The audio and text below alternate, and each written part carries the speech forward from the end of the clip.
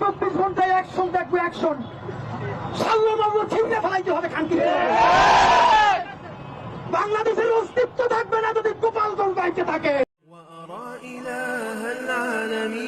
كما يرى بدر التمام على المشارف بادية سبع يفوز بها الشهيد كرامة إن كنت ذا لب فقل لي ما هي মানে আওয়ামী লীগ এতদিন একটা ভাব নিছে কি গিলে করা পাঞ্জাবি পরবে, একটা পাশে চটি ব্যাগ থাকবে, সিথি করে চুল আঁচড়াবে, হ্যাঁ, এরপরে একটু রবীন্দ্রনাথ পড়বে, শান্তিনিকেতনী ভাষায় বলবে, অশুদ্ধ অশ্লীল একদমই বলা যাবে না।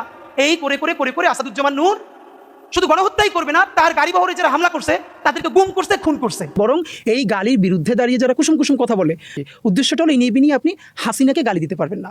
একটা লোক কি প্রতিবাদ করেছে শেখ হাসিনার যে বেগম জিয়ার মতো একজন ভদ্রমহিলাকে কোনো ধরনের ডকুমেন্টেশন ছাড়া এই যে মদ খেয়ে লিভার পচাই ফেলতেছে, এই কথা বলতে পারতেছে, এইটার কোনো প্রতিবাদ কেউ করছে? আর হলো আমি কারে গালি দেই, সেইটা হচ্ছে ফ্যাক্ট। এখন ধরেন আপনি এখান থেকে যাচ্ছেন, বাসায় চলে যাচ্ছেন, তো আপনার সামনে বসে দেখলেন কি যে আপনার সামনে বসে এক ভদ্রমহিলাকে ছুরি ঠেকিয়ে কোনো ছিনতাইকারী তার সব জিনিসপত্র নিয়ে যাচ্ছে, অথবা সেটা রক্ষা করতে গিয়ে তার কোলের শিশু পড়ে মরে যাওয়ার উপক্রম হচ্ছে, তখন তো আপনার ন্যূনতম যদি সাহস এবং শক্তি থাকে আপনি ঝুঁকি নিয়ে তো তাকে তাড়া করবেন। এখন তাড়া করবার সময় আপনি কি তাকে তৎসম শব্দবহুল ভাষায় ওহে বৎস দাঁড়াও এরকম বলবেন না, আপনি তাকে গালি দিবেন। ফ্যাক্ট হলো গালি সোসাইটিতে ছিল, আছে, থাকবে, কিন্তু যেই গালিটা গণহত্যাকারীকে দেওয়া যায়, যে হেলিকপ্টার থেকে গুলি করে 6 বছরের শিশুর কলিজে ফেরে ফেলে, তখন যে আপনার গালি, এই গালিটা তো নট নেসেসারিলি আপনি নিশ্চয় অন্য কাউকে দিবেন না।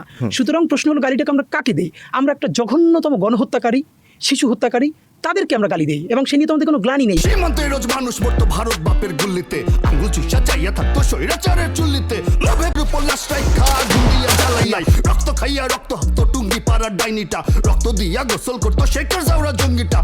পুরো বইটার নাম হলো জুলাইয়ের গ্রাফিতি ও গাইল সমগ্র। আই রিপিট, জুলাইয়ের গ্রাফিতি ও গাইল সমগ্র। আমরা গালাগালো বলি নাই। এখানে আমরা কি করেছি?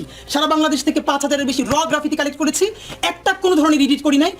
সেখানে গালাগালি নেই, তাহলে কি সরকার আপনাদের গালাগালিকে স্বীকৃতি দেয়নি? এরকম কি সরকারের সবকিছু রাষ্ট্রীয় স্বীকৃতি লাগবে কেন? প্রথম হলো সবকিছু মানুষ এই যে বৃহত্তর গণ অভ্যুত্থান করলো, কোন রাষ্ট্রের স্বীকৃতি নিয়ে, কোন সরকারের অনুমতি নেওয়া? নাম্বার 1 হলো কোন গালিটা মানুষ কোন মুহূর্তে কাকে দিচ্ছে, স্থানকাল পাত্রটা হচ্ছে ইম্পর্টেন্ট।